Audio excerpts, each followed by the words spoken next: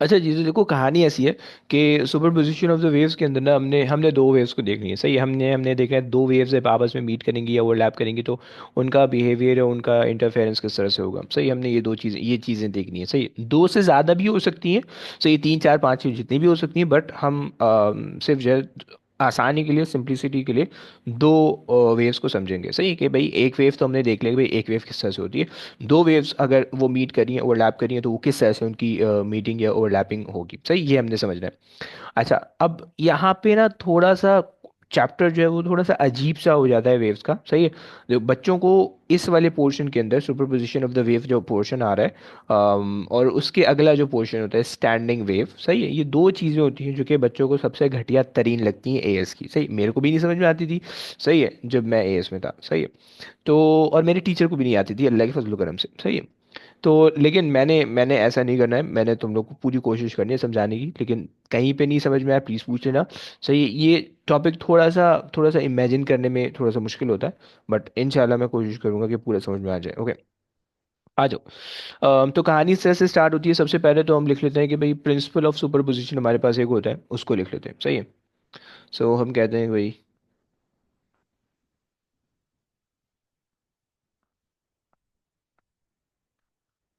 Principle of super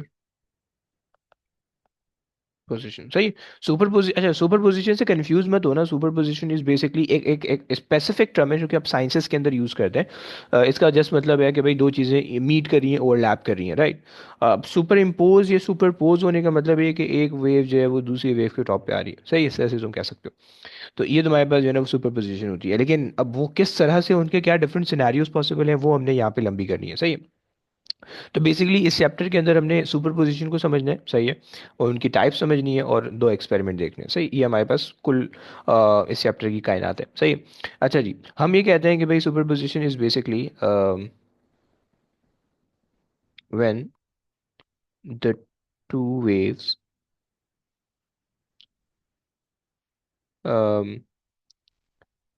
meet, तुम कह लो, overlap तुम कह लो, ये तुम सुपर इम्पोज कह लो।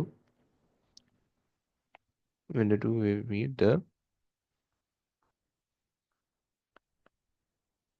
result in displacement of the wave is the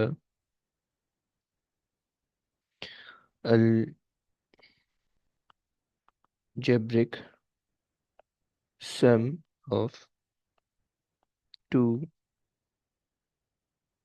individual wave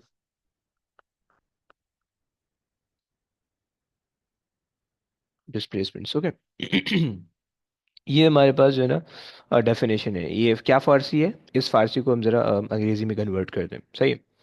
अच्छा देखो, दो पॉसिबल सिनेरियो। एक सिनेरियो ये कि भाई लेट्स से मेरे पास जो है ना ये पाथ है, ये पाथ है। सही है, इस पाथ पे मेरे पास नंबर ऑफ वेव ट्रैवल कर रही है। अभी मैं नंबर ऑफ वेव से जब भी मैं कहूँगा मेरे पास दो वेव, मैं उसको कंसिडर कर रहा हूँ। सही, मैं दो से ज़्यादा वेव नहीं लेने वाला हूँ क्योंकि वो पेपर में भी नहीं आने वाली, कॉम्प्लेक्स सिनेरियो हो जाएगा। सही है, सो दो वेव ट्रैवल कर रही हैं। सही है, maybe they are of different amplitude, maybe they are of different frequency, सारी चीज़ें पॉसिबल हैं। ओके, सारी चीज़ें पॉसिबल हैं। उनका डिफरेंट एम्पलीट्यूड हो सकता है, उनकी डिफरेंट वेवलेंथ हो सकती है, उनकी डिफरेंट फ्रीक्वेंसी हो सकती है, उनकी डिफरेंट स्पीड हो सकती है, राइट। उनकी डिफरेंट टाइम पीरियड हो सकता है, राइट। सो सब चीज़ें पॉसिबल हैं, right.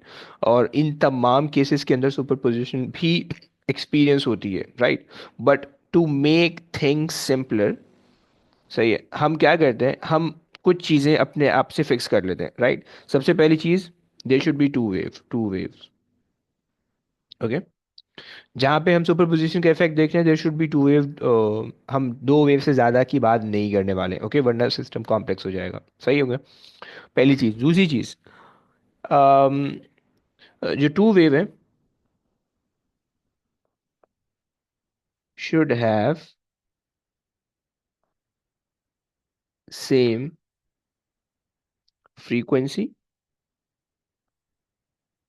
Frequency same time period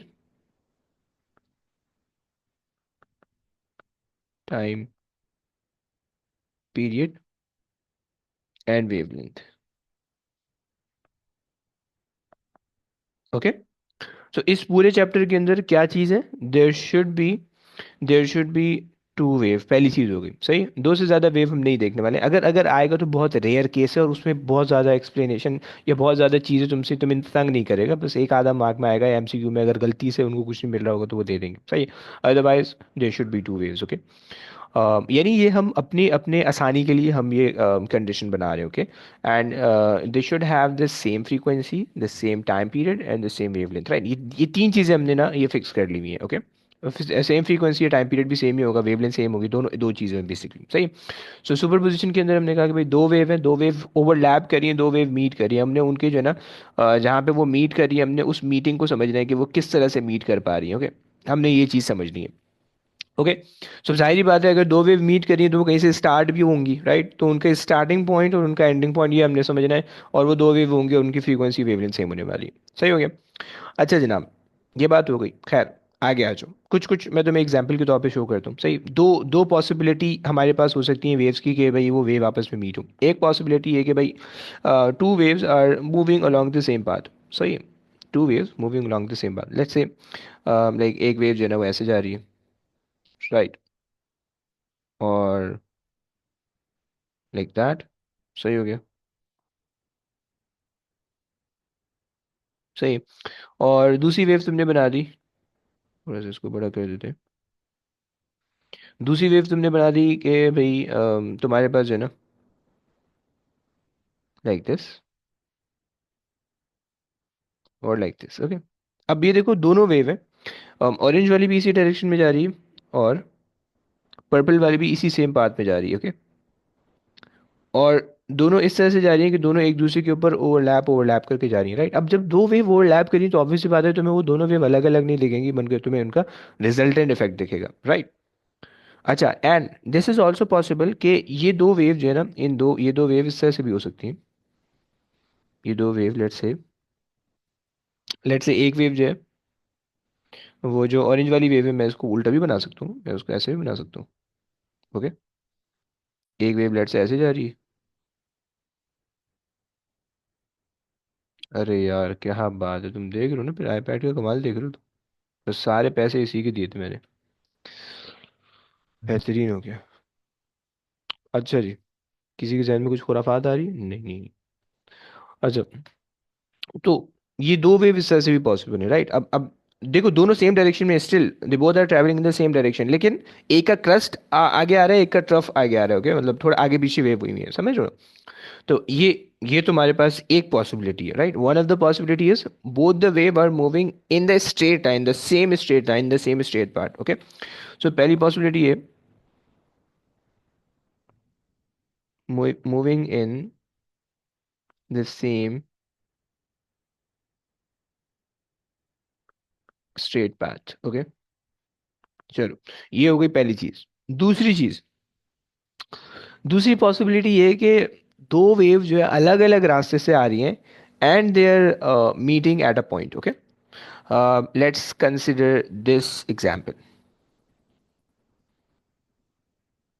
चलिए, let's consider this example. Okay. अब तुम यहाँ पे देख रहे हो दैट एक वेव है, वो जनरेट हुई है पॉइंट पी से। सही है, पॉइंट ऑफ जनरेशन है। सही। सो एक वेव पॉइंट पी से जनरेट हुई है, एक पॉइंट क्यू से जनरेट हुई है, and they both are travelling towards P. Sorry, एक क्यू से और एक आर से जनरेट हुई है। आई एम सॉरी, एक क्यू से और एक आर से जनरेट हुई है। राइट, तो मान लो वाटर वेव है, तुम कोई भी वेव मान सकते हो। राइट, एंड वो वेव जो है ना वो ट्रैवल करी है toward point point P. Okay. अब अब इस केस के अंदर तुम देख पा रहे हो कि इनकी पाथ डिफरेंट है। सही, इनके पाथ डिफरेंस है। पहले वाले केस के अंदर दोनों के पाथ सेम है। राइट, तुम कह सकते हो कि they have the same path. दूसरे दूसरे के अंदर जो है ना, they have the different path. तुम उसका फिर पाथ डिफरेंस भी निकाल सकते हो। Right, so they have the different path. यहाँ पे पहले वाले के अंदर पाथ सेम है। राइट। अच्छा, तुम देख रहे हो कि as they they they meet at point P, तो वहां पे दोनों के ट्रफ और ट्रफ आ रहे हैं। राइट, दोनों के ट्रफ आ रहे हैं, दोनों के सॉरी दोनों के क्रस्ट आ रहे हैं, दोनों के क्रस्ट आ रहे हैं। राइट, तो तुम्हें ये चीज़ एक दिख रही है। ऐसा भी पॉसिबल है कि दोनों के ट्रफ मीट हो। मैं मेरे पास पिक्चर है, let me just take it to the other side. Okay, sorry.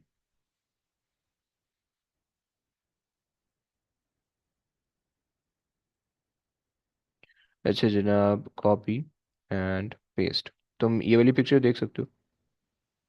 सही है। तुम ये वाली पिक्चर देख सकते हो। अब इसके अंदर क्या सीन है, इसके अंदर सीन ऐसा है कि इसके अंदर जो है तुम्हारे पास है लो।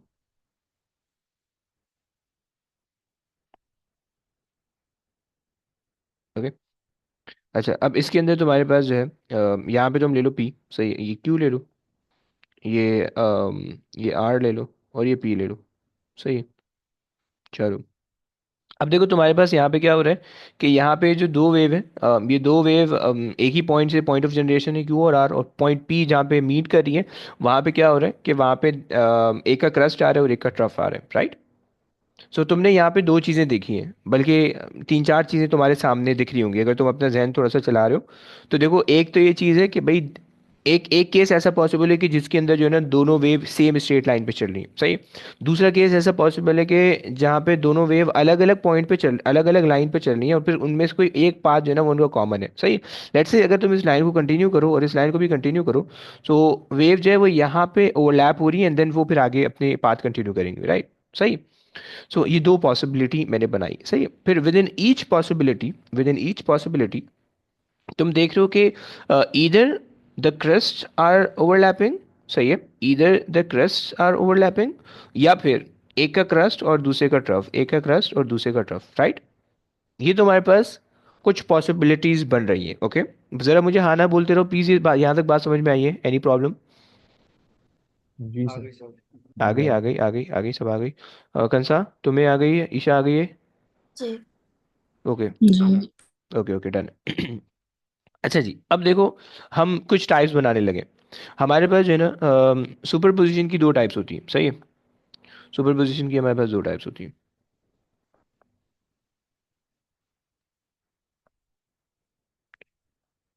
सुपर पोजिशन, सही है। अच्छा, सुपर पोजिशन को हम कभी कभार इंटरफेरेंस भी कह देते हैं, सही है। इंटरफेरेंस, सही है। इंटरफेरेंस का वर्ड सुपर पोजिशन से ज़्यादा इस्तेमाल होने वाले हैं, सही है। और तुम सुपरपोज भी कह सकते हो, सुपर इम्पोज भी कह सकते हो, सही है। सो सुपर पोजिशन की दो टाइप्स होती हैं। एक टाइप तुम्हारे पास होगी, एक तुम्हारे पास यार ये तो बस हजार है इसका। अच्छा जी, एक टाइप तुम्हारे पास होगी कंस्ट्रक्टिव सुपरपोजिशन या कंस्ट्रक्टिव इंटरफेरेंस, सही है। और दूसरी टाइप तुम्हारे पास होगी डिस्ट्रक्टिव सुपरपोजिशन या डिस्ट्रक्टिव इंटरफेरेंस, ओके। तो एक टाइप तुम्हारे पास हो गई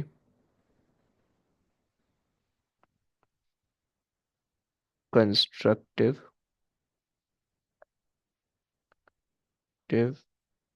हम इसको जनरली ना कंस्ट्रक्टिव इंटरफेरेंस कह रहे होते हैं। Interference,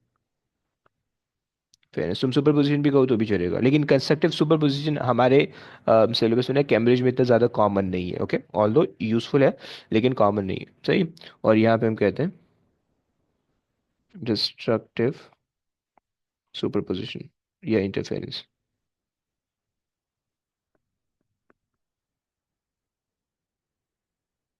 interference, okay. Constructive interference और डिस्ट्रक्टिव इंटरफेरेंस, ये दो चीज़ें हुई। अच्छा, तुम्हारे तुम्हारे जहन में आ सकते हैं भाई सवाल कि आप किस वाली टाइप को कह रहे हो, कंस्ट्रक्टिव सुपरपोजिशन या डिस्ट्रक्टिव सुपरपोजिशन।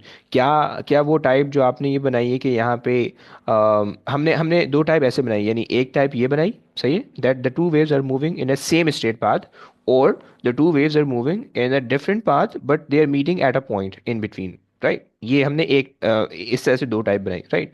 एंड दूसरी टाइप हमने बनाई इस तरह से, राइट।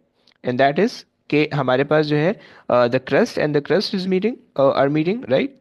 और the crust and the troughs are meeting, right, the crust and the troughs are meeting, okay, irrespective of their paths.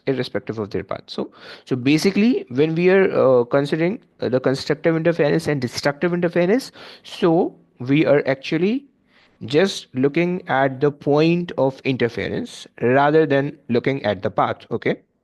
So constructive interference में हम क्या कहते हैं, हम दोनों केसेस के अंदर कंस्ट्रक्टिव इंटरफेरेंस पॉसिबल है, राइट? क्योंकि यहाँ पे भी तुम देख लो, whether they are moving in a straight line और whether they are moving in the whether they are coming from the different paths and combining और intersecting at the same point, तो वहाँ पे भी इंटरफेरेंस पॉसिबल है, right? So हमें इससे कोई गरज नहीं है कि हमारे पास पाथ सेम है, पाथ डिफरेंट है, बट हमें इससे गरज है कि भाई whether the crust and the crust are meeting और the crust and the trust are meeting, okay? So इस वजह से बेसिकली हमारे पास ये एक टाइप, ये दूसरी type, okay?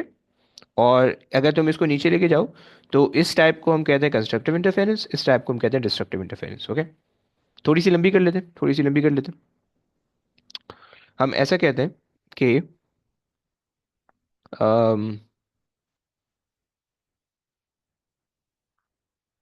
When two waves two waves generated in phase and overlap with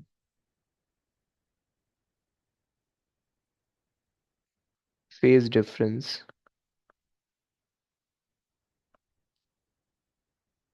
of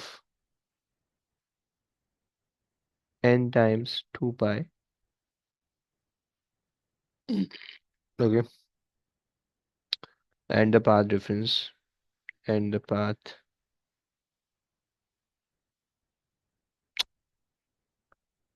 difference is n lambda. Okay, constructive interference के अच्छा बहुत गंदे गंदे लफ्ज इस्तेमाल किए मैंने, बहुत गंदे गंदे, प्लीज गालियां देना।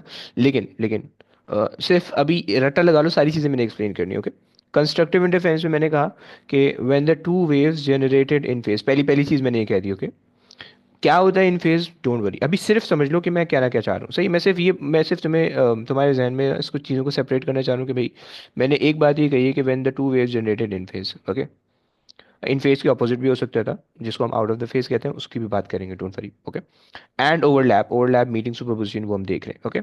फेज डिफरेंस क्या होता है बात करनी है अभी, डोंट वरी, सही है? फेज डिफरेंस क्या होता है वो हमने देखनी है, लेकिन फेज डिफरेंस होना कितना चाहिए, n of two pi, okay? N की क्या वैल्यू होगी वो भी बता देता हूँ। एंड पाथ डिफरेंस होना चाहिए। पाथ डिफरेंस होता क्या है, पाथ डिफरेंस का वर्ड मैंने इस्तेमाल किया है, सही है? तो पाथ डिफरेंस होता क्या है, वो क्या होता है मैंने एक्सप्लेन करना है। वैल्यू क्या होनी चाहिए, एन लैम्डा, ओके? एन क्या होने वाला है वो भी मैंने बता देना है, ओके? Don't worry. सही, ये हो गई डेफिनेशन। अच्छा, अब अगर तो हम बात करें कि भाई इसका इफेक्ट क्या होगा, सही? अगर ऐसा हो रहा है, कंस्ट्रक्टिव इंटरफेरेंस हो रही है, कंस्ट्रक्टिव सुपरपोजिशन हो रही है, तो इसका इफेक्ट क्या मिलेगा तुम्हें, सही है? मतलब वेव बढ़ के मिलेगी, वेव घट के मिलेगी, वेव छोटी हो जाएगी, क्या होगा, सही है? सो सिंपल सी चीज़ है कि अगर तो दो वेव कंस्ट्रक्टिवली इंटरफेयर कर रही है, मतलब अगर अगर तुम इसको इसको इमेजिन करो कि एक वेव है, लेट्स से इसका एम्पलीट्यूड है 5 का, इसका एम्पलीट्यूड है लेट्स से 8 का, ओके? एंड ये दो वेव कंस्ट्रक्टिवली इंटरफेयर करी, तो ऑब्वियस सी बात है तुम्हें 5 और 8 अलग अलग नहीं दिखेंगे, बल्कि तुम्हें इन दोनों का कंबाइन होकर एक बड़ी सी वेव दिखेगी, राइट? जिसकी पूरी वेवलेंथ जिसकी पूरा एम्पलीट्यूड कितना होने वाला है, 8 + 5 कर लोगे तो 13 आ जाएगा, राइट? बट और वेवलेंथ सेम रहनी चाहिए, ओके? क्योंकि वेवलेंथ आगे पीछे नहीं करो तुम, राइट? हमने क्या कहा था, we should have the same frequency, the same time period and the same wavelength, okay? इसके लिए एक स्पेसिफिक वर्ड होता है, आगे जाके बताना है मैंने, सही हो गया? सो यहाँ पे हम ये कह रहे हैं, ओके?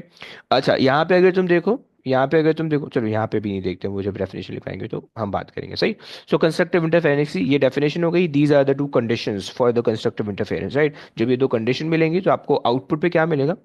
अच्छा, यहाँ पे पहले तो हम ये लिख देते हैं कि भाई N is basically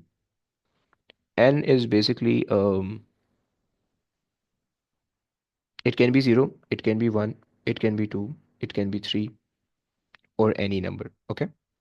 For for the two waves to be constructively interfering, n can be zero, one, two, three, and so on. Okay, so if you अच्छा, अब n क्या है, n क्या है भाई, n क्या है? So n is just the difference in the number of waves. Okay, n is the difference in the number of waves. Okay bro, अभी मैंने सिर्फ हवाई फायरिंग करनी है थोड़ी, सही है। अभी शायद तुम्हें थोड़ा टॉपिक अजीब अजीब से लगेगा, बट मेरे साथ रहना, सही है। और जब आगे जाके मैंने एक एक चीज़ को एक्सप्लेन करा, अभी मैं थोड़ा सा तुम्हें जो है ना, तुम्हें तो थोड़ा सा ना ऊपर से तुम्हें ट्रेलर ट्रेलर दिखा रहा हूँ बेसिकली, सही। ट्रेलर में तुम कोई हैवी चीज़ दिखा देते अंदर से खोल के देखते हो तो तुम देखते हो आई हाई छी। सही है, तो अभी अभी ट्रेलर हम देख रहे हैं, सही है, तो तुम्हें लग रहा होगा हैवी हैवी हम वर्ड इस्तेमाल कर रहे हैं। सो लेकिन खैर, तो ये हमारे पास हो गया, आगे चलते हैं। कंस्ट्रक्टिव इंटरफेरेंस हमारे पास हो गई, सही है। अच्छा, कंस्ट्रक्टिव इंटरफेरेंस जब होगी तो तुम्हें इफेक्ट क्या दिखेगा? तुम्हें इसका इफेक्ट ऐसा दिखेगा कि भाई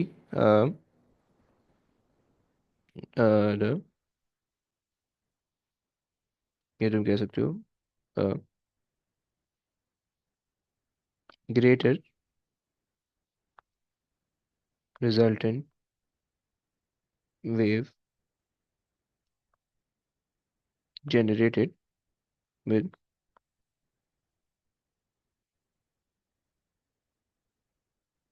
with the displacement is equals to d1, यानी displacement of the first wave times the displacement of the second wave, right? Making sense, making sense. Okay, ये हमारे पास हो गया एक केस, सही है, कंस्ट्रक्टिव इंटरफेरेंस। अच्छा जी। अच्छा, तुम लोग में से एक बात बताओ कि कौन सा, सच्ची सच्ची बताना, कौन कौन बच्चा लिख रहा है लेक्चर? यस, मैं लिख लिख रहे हो, सही लिख रहे हो। सर सर मैंने लिखा था, बस आधा लिखा है, उसके बाद पूरा जानू लिखना है। लिख ले यार, काम आएगा, ये थोड़ा मुश्किल है यार, प्लीज। अच्छा मैं लिखता हूँ। तुम इतना भी चिल मत करो यार, ये क्लास में भी तुम, मैं नहीं थोड़ा नहीं सा यार सर, सर चिलविल्ली पानी पीने गया तो वो रह गया है, बस बाकी लिखा अच्छा है। अच्छा हाँ। अच्छा। भाई सर्दियों में इतना पानी नहीं पीना चाहिए, क्यों वरना भाई फिर साहब? पानी से ज़्यादा टाइम बाथरूम में निकलता है। कोई बस नहीं। अच्छा, चलो। टाइम भी आ, टाइम। वेला कहते हैं बेटा उसको। अच्छा। So okay okay. और अली, अली भाई तुम लिख रहे हो, अली अली लिख रहे हो? जी सर, लिख अली रहा हूँ। अली लिख रहा है, अली लिख रहा है, ओके। ईशा तुम तो नहीं लिख रही हो ना, ईशा एज ऑलवेज? सर मैं लिख रही हूँ। झूठ बोल रही हो, तुम्हें शर्म भी नहीं आ रही है? नहीं मैं लिख रही हूँ। है? नहीं, मैं मान ही नहीं सकता। हाँ नहीं लिख रही। Very good. एंड खंसा, तुम्हारा क्या सीन है? सर आज नहीं लिख रही अरे थी। यार, तौबा तौबा बेटा, ये लिख लो, ये वाली चीज़ बहुत गंदी है, देखो मैं इसमें इसलिए जलील कर रहा हूँ कि ये जो है ना, ये फिर भूल जाएगी, सही है। तो ये ओके। जैसे ही मैं पढ़ाऊंगा ना, मैंने जैसे ही यहाँ पे मीटिंग एंड करनी है, बस वही तुम्हारे दिमाग से सब निकल जाना है, ओके। सो प्लीज़ ये वाली चीज़ें लिख लो, थोड़ी सी गंदी चीज़ें, क्योंकि रिलेट नहीं होंगी अभी फौरन ना, एक क्लास में रिलेट नहीं होंगी, इसलिए मैं बोल रहा हूँ लिख लो। अगली क्लास में तुम आओगे तो जब मैं तुम्हें थोड़ा सा रिवाइज करवाऊंगा तो तुम्हारे पास एटलीस्ट लिखा होगा, तुम्हें पता होगा तुमने क्या लिखा था, राइट, तुम्हारे जहन में चल जाएगा फौरन। तो इसलिए लिख लो, ताकि जो है ना, ये वाली चीज़ तुम्हारे जहन में बैठे। ये गंदी चीज़ें थोड़ी सी यहाँ से वेव्स तक एंड तक जितनी भी चीज़ें आनी, वो प्लीज़ तुम लोग लिखते रहना बिलाना का, सही है, तब जाके जो है ना तुम्हें तुम्हें थोड़ा सा ना तुम्हारे जहन में रहेगा, राइट। और जो तुम्हें समझ में आ रहा है, देखो एक तो वो चीज़ है जो मैं खुद लिखवा रहा हूँ, सही है, वो तो तुम लिख लो, अच्छी बात है। लेकिन प्लस जो तुम्हें खुद समझ में भी आ रहा है ना कि अच्छा ये पॉइंट इंपॉर्टेंट हो सकता है, या ये पॉइंट ऐसा है कि जो एक नया पॉइंट लग रहा है तुम्हें, तो उन सब चीज़ों को भी साथ में लिखता रहा करोगे। अंग्रेजी में लिखो, उर्दू में लिखो, तुम्हारी जो लैंग्वेज है तुम उसमें लिखो, राइट। तुम अगर तुम्हें रोमन उर्दू ज़्यादा वो आए तुम उसमें लिखो, राइट, लेकिन तुम लिख लो, तुम्हें याद रह जाएगा। ओके, आ सर जाओ। जो ये टॉपिक है ये जनरल फिजिक्स का नहीं है? ब्रो जनरल फिजिक्स ना, बेसिकली देखो, वेव्स का टॉपिक है, वेव्स का टॉपिक है, लेकिन जनरल जनरल वेव्स हम नहीं कहते उसको, मतलब general waves, sorry, general physics के अंदर ना हमारे पास वो कुछ 8 9 टॉपिक आते हैं, उसके बाद ये टॉपिक वेव्स के अंदर आते हैं, सही है। फिर वेव्स के अंदर जनरल वेव का मैंने बनाया हुआ है जो बिल्कुल बेसिकली ओ लेवल्स वाले के, ओ लेवल्स वाली वेव्स है, सही। थोड़ी बहुत डिफिकल्टी लेवल हाई है, बट कॉन्सेप्ट ओ लेवल्स वाला है। ये वाली जो चीज़ है ये ओ लेवल्स में नहीं थी, ये पूरी ए लेवल, यहाँ से आगे तक जो एंड तक वेव्स जितनी चल रही है वो सारी ए लेवल्स वाली वेव है, ओके। तो अब ओ लेवल्स हम खत्म कर चुके हैं, अब ए लेवल्स की वेव आ रही है, राइट। तो इसलिए ये नई चीज़ है, ये तुम पहली दफ़ा पढ़ रहे हो, तो इसको थोड़ा सा जो है ना, तुम थोड़ा सा लिख लो, थोड़ी सी सूखी चीज़ है, रूखी सी चीज़ है, कोई इसमें जो है ना, मतलब मैं कहीं से इंजॉयमेंट नहीं ला सकता, मुझे कुछ करके दिखाना पड़ेगा, वरना कुछ नहीं हो पाएगा। तो और मैं शरीफ आदमी हूँ, तो इसलिए जो है सर तुम सर लिखते रहो। नहीं नहीं नहीं, चुप हो जाओ, चुप हो जाओ, देखो खामोश रहो। सर एंजॉयमेंट के बगैर मजा नहीं आता यार। किसके बगैर नहीं मजा आता? एंजॉयमेंट के बगैर। इंजॉयमेंट? अब मैं कहाँ से लाऊं इंजॉयमेंट भाई? दिखा देखो।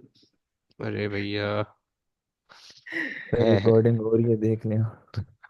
देखो मैं कुछ नहीं कर सकता इसका भाई। तो क्लास के बाद आप फाड़ेंगे ना? बिल्कुल भी नहीं फारिग। मेरी एक आदत प्लीज अम्मा कर भी दो। है। सही है। और उन्होंने खाने के लिए बुलाया हुआ है। सही है। खाने के बाद? खाने के बाद यार पढ़ाई करनी है मुझे। किसकी? यूनी की? क्या मतलब किसी, हाँ भाई। पढ़े पढ़े, आप भी पढ़े। है ना। बस ये चक्कर है। चलो। नहीं है। आ जाओ भाई। फिर अभी दो जगह पे सीपी लिख दिया। अबे एक मिनट ना, चेंज भी तो करने दो। अच्छा ये चीज़ चेंज होगी, ये चीज़ चेंज होगी और ये चीज़ चेंज होगी। सही। अच्छा जी। जब हम यहाँ पे कह रहे हैं कि भाई फेज डिफरेंस हमारे पास होना चाहिए, फेज डिफरेंस हम यहाँ पे कह रहे थे। मैं कलर चेंज करके लिख रहा हूँ। हमारे पास फेज डिफरेंस होता है एन, या हम कह रहे थे 2n+1 टाइम्स 180। 180। फाइन। अच्छा। तुम 2 पाई, अगर किसी को 2 पाई में मसला है ना, किसी को 2 पाई में मसला है, तो प्लीज 360 भी लिख सकते हो, बल्कि 360 लिखो, पाई में बाद में जाके समझा दूंगा।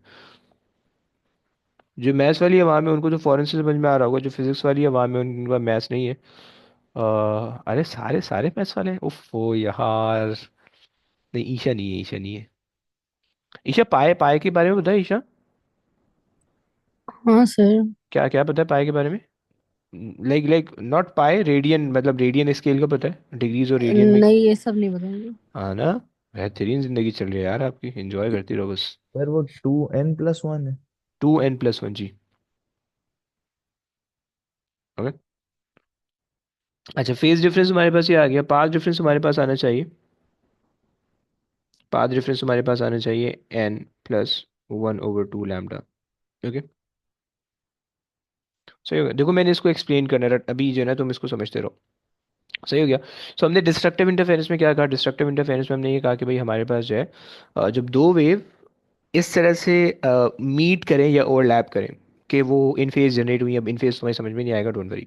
कि उनका फेज डिफरेंस इस वैल्यू के बराबर आना चाहिए। सही। उनका पाथ डिफरेंस इस वैल्यू के बराबर आना चाहिए। ये क्या बला है, ये बला आएंगी अभी आगे आएंगी। सही, तो मैं भी ये समझ रहा हूँ। अच्छा जी, यहाँ पे जो तुम n निकालोगे, वो तुम्हारे पास जो है ना वो n फिर तुम कह लो कि, अच्छा अगर मैं इसको आसानी के लिए, जी मैंने फार्मूला लिखे ना, मैं इस फार्मूला को, अब यहाँ पे n n बार बार आ रहा है, मैं अगर इस फार्मूला को इस तरह से लिख दूँ, मैं कह देता हूँ कि भाई लेट, सिर्फ तुम्हें आसानी के लिए कह रहा हूँ। सही है, मैं कह रहा हूँ कि भाई let 2n+1 is equal to capital M। Okay. और मैं फेज डिफरेंस के फार्मूले को, फेज डिफरेंस के फार्मूले को मैं लिख देता हूँ M, capital M times 180। Okay. अब मुझे ना M को डिफाइन करना आसान होगा कि भाई M क्या है। तो M यहाँ पे होने वाला है, M can be 1, 3, 5, 7, 9 and so on. Okay. It should be an odd number, even नहीं होना चाहिए। सही है। एंड जो दूसरा वाला फार्मूला है ना, उसको भी मैं थोड़ा सा वो कर लेता हूँ। Let n+1/2, n+1/2 is equals to small m. Okay. And m लैम सॉरी, ओके सही है, सही है, सही है।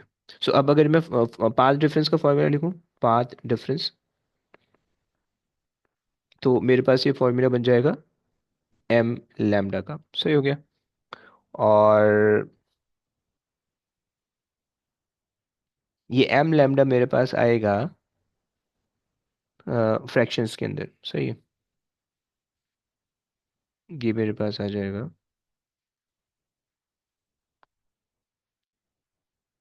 यहाँ पे n हो जाएगा 1/2, 2/, 1/2, 3/2। सही है। 5/2। सही है। 7/2 एंड सो ऑन। सही।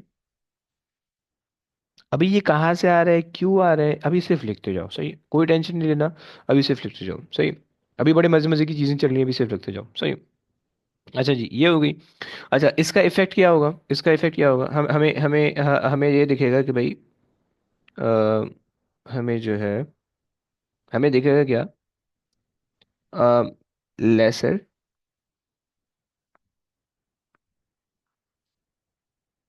रिजल्टेंट वेव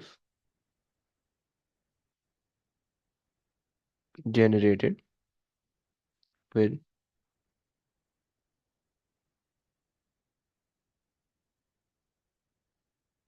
अब डिस्प्लेसमेंट से तुम क्या करोगे कि भाई तुम्हारे पास जो है D1 में से D2 कोई एक दो डिस्प्लेसमेंट माइनस हो रही होंगी, राइट। ये तुम्हारे पास सिंपल सा कॉन्सेप्ट है कंस्ट्रक्टिव और डिस्ट्रक्टिव इंटरफेरेंस का, सही हो गया। अच्छा जी बच्चों, यहाँ तक चीज़ों में मसला तो नहीं है, कुछ जो चीज़ें मैंने हाईलाइट की हैं उसके अलावा मुझे बताना, कोई चीज़ ऐसी है जो तुम्हारे ऊपर से जा रही है। नहीं। सही हो गया, फाइन। अच्छा, कंस्ट्रक्टिव इंटरफेरेंस और डिस्ट्रक्टिव इंटरफेरेंस की जो मैंने बात की है, कंडीशन को अगर इग्नोर कराओ, सही, मैंने तुम्हें ये भी समझा दिया। अगर लेट से तुम यहाँ पे देखो, लेट से यहाँ पे तुम्हारे पास है 5, यहाँ पे तुम्हारे पास है 8, ओके। अब ऑब्वियसली बात है, ये एम्पलीट्यूड्स होते हैं, एम्पलीट्यूड्स डिस्प्लेसमेंट तुम्हें पता है कि वेक्टर क्वांटिटी या डायरेक्शन मैटर करती है, तो यहाँ पे हम नेगेटिव लगा लेते हैं, ओके। सो इसका जो रिजल्टेंट रिजल्टेंट एम्पलीट्यूड निकालोगे तो रिजल्टेंट एम्पलीट्यूड तुम्हारे पास आएगा -3 का। -3 का मतलब है कि तुम्हारे पास ये वेव यहाँ से ऐसे बन रही होगी, छोटी सी, सही, छोटी सी वेव बन रही होगी लाइक दैट। और यहाँ पे जो तुम वेव बनाओगे, so यहाँ पे बड़ी वेव बन रही होगी, okay. So this is how a constructive and a destructive interference looks like, okay. अगर तुम्हारे पास ये दोनों ऊपर वाली और नीचे वाली दोनों सेम सेम हाइट के हो, यानी सेम एम्पलीट्यूड के हो, तो तुम्हारे पास जीरो की लाइन बनेगी, ओके। बच्चों क्लियर हो गई ये बात, यहाँ तक क्लियर है? Any problem? ज़रा हाँ ना बोलते जाओ। जी सर क्लियर। परफेक्ट। अच्छा जी,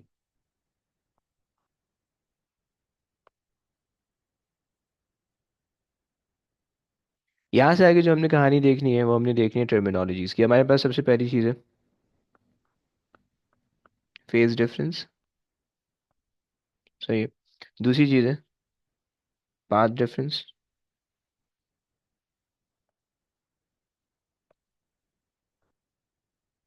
डिफरेंस, सही है। और तीसरी चीज़ हमारे पास है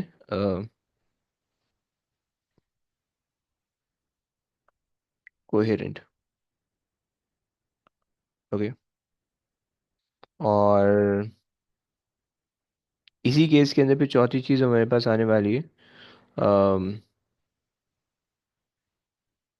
मोनोक्रोमैटिक, ये तुम लोग पढ़ के आए बोले इसमें।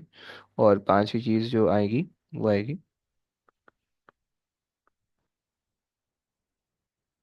डिफ्रैक्शन। अब ये पांच टर्मिनोलॉजीज हैं जो कि यहाँ से एंड तक इस चैप्टर के अंदर आएंगी, एंड इसके अंदर हमने दो एक्सपेरिमेंट्स करने हैं, सही। अच्छा देखो, अच्छी बात ये है कि एक्सपेरिमेंट्स तुमने करने हैं, सही। एक तुम्हारे पास आने वाला है यंग्स डबल स्लिट, ओके। दूसरा तुम्हारे पास आने वाला है डिफ्रैक्शन ग्रेटिंग,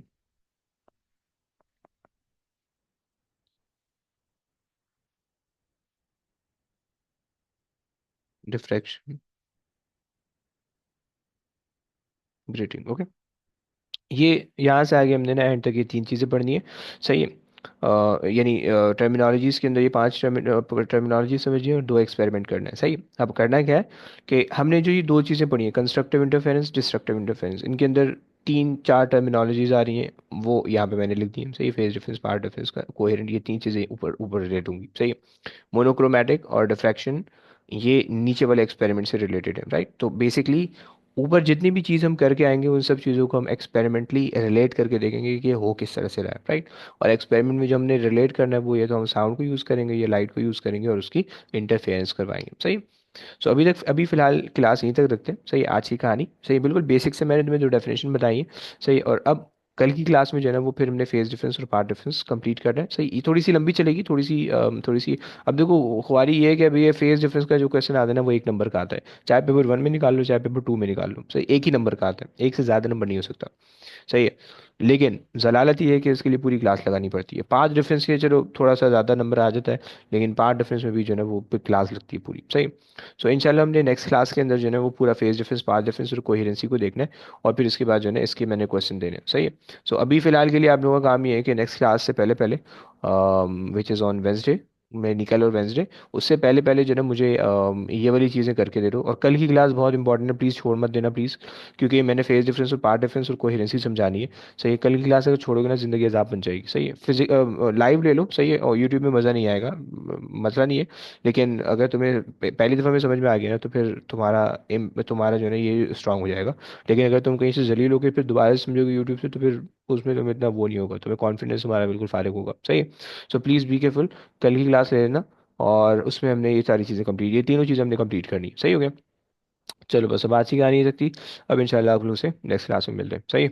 चलें, ओके सर गाइस, टेक कल की केयर। क्लास मैं नहीं ले पाऊंगा। अबे यार आजा यार। सर बाहर हूँ, क्या सीन है। अच्छा, चल साइड साइड है, कोई नहीं। आप रिकॉर्डिंग भेज देना सर। डन है, डन है। चलो ओके ओके, ओके अल्लाह खुदा हाफिज़, अल्लाह हाफिज़। हाफिज़, अल्लाह हाफिज़। मिलते हैं सर फिर आपसे इंशाल्लाह। इंशाल्लाह इंशाल्लाह। Love you, bye. Love you too, bye.